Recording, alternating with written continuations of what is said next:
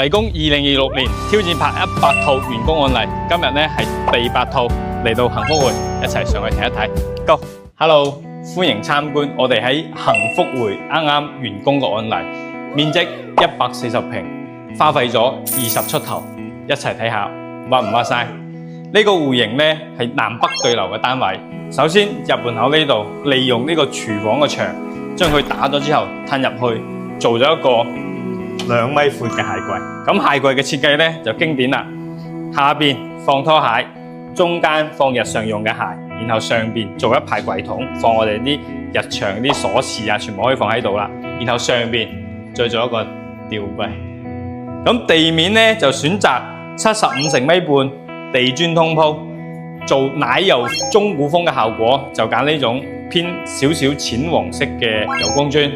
然後客廳咧就做咗一個大大嘅電視背景牆，利用櫃去做背景牆，唔密空間嘅情況之下咧，又兼顧到呢啲收納功能，同時咧又將電視嵌入去，等成個客廳空間咧就更加咁開闊。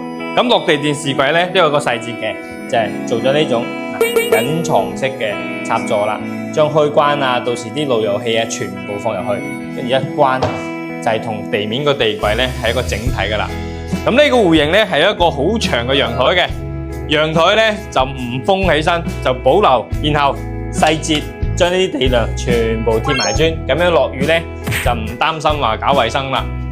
咁客廳係咁樣，我哋一齊睇下餐廳。因為呢個戶型業主中意嘅咧係極簡中古奶油風，就做咗呢種懸浮無主燈，睇起身非常之均勻。然後咧，餐廳呢個位做咗一個咁大嘅餐邊櫃，做咗呢種內退嘅設計，上面咧做咗一啲可以置物嘅，跟住咧做咗咁樣嘅一個加咗個五金入去嘅。生活陽台咧就選擇將佢打通，呢邊放洗衣機，呢邊咧就放一啲啲梯啊，同埋熱水爐啊，全部放入去，咁樣咧就遮住佢啦。呢度都有細節位㗎，我哋可以咁樣拉出嚟，可以日常放啲嘢啊，咁樣多一個置物嘅空間。同埋呢度下邊都係做到櫃桶放嘢嘅，係非常之方便嘅。然後廚房咧就保留咗一個 U 型嘅廚房，洗、切、炒、電飯煲。跟住上面利用呢啲儲物做咗吊櫃，洗咗一半係做咗高低台嘅設計嘅，費手骨。然後咧廚房門就做咗2聯動啦。咁如果你想廚房門更大啲，做個3聯動更加好睇啦。廳咧就係咁樣，咁我一齊睇下房間。呢個戶型咧係有4房2衛嘅。首先呢一邊咧就係出陽台一個客房啦。後期擺咗軟裝咧，就顯得都好開闊噶啦。咁衣櫃咧就唔做複雜嘅設計，就做依家比較流行嘅3段式，下邊掛衫，上邊掛衫，然後再上邊放氣，放一啲大件嘅。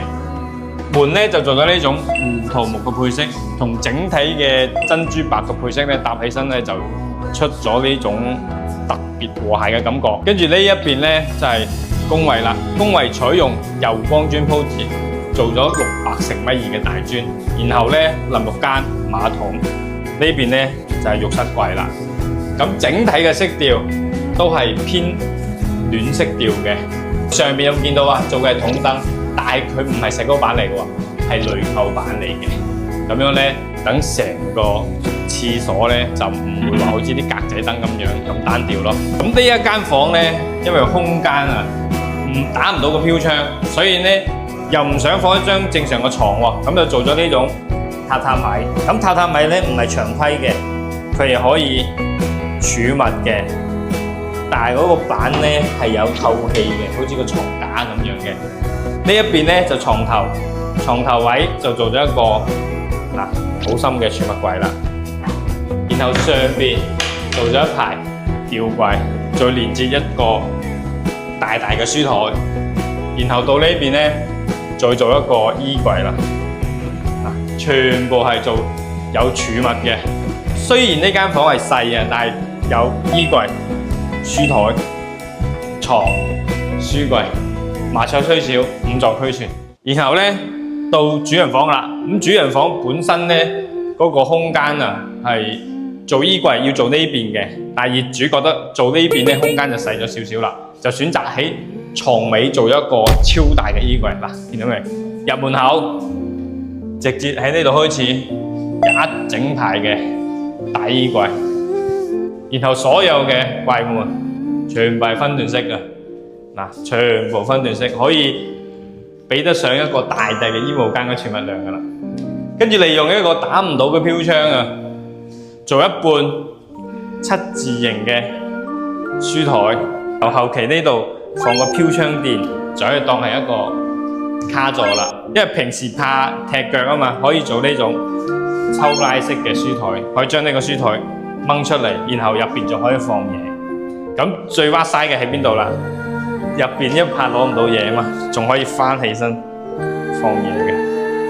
少少嘅空間，但係收納係好強嘅。再利用呢個位都做埋一個書架嘅。我後期呢度咧就放一張床啦，咁樣將成個空間利用晒。跟住咧入洗手間前面好多人換衫啊，唔知道浴巾放喺邊度噶嘛，咁可以設計一個咁樣嘅櫃。咁我哋可以將呢啲睡衣啊、毛巾啊，全部可以放喺呢個櫃。跟住一啲貼身衣物亦都可以放喺呢度。然後咧再入到洗手間啦。呢個洗手間都好大㗎，因為呢個打唔到飄窗啊嘛，咁可以當係一個放沐浴露或者坐住沖涼嘅地方啊，即係識享受生活先會咁整㗎。呢度咧就馬桶，呢度咧就一個浴室櫃啦。咁牆磚係一樣嘅，都係2塊磚到頂做油光磚嘅鋪貼。主人房係咁樣啦，咁最細嗰間客房咧就暫時咧就係將佢利用呢個空間咁好闊，因為個櫃咧係做喺嵌入去，嵌咗呢邊㗎啦。整體咧呢間屋咧，業主一開始咧係比較傾向於做暖色調嘅中古奶油風嘅，所以咧花咗20出頭裝成好似咁樣嘅風格，140平嘅面積，你中唔中意？我係黎工，裝修記得幫我。